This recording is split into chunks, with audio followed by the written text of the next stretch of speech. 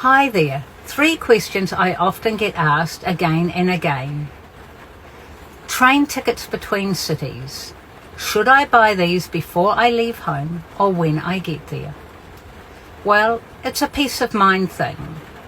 Once you're travelling, you might not have secure Wi-Fi, so I would book my tickets before I left home. Travel insurance. It's a begrudgingly expensive item. You wouldn't drive your car without car insurance, so why would you travel without travel insurance? Unfamiliar transport hubs.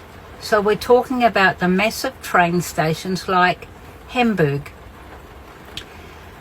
When you are unsure of a place, the best thing to do is to watch YouTube videos and become very familiar of that space.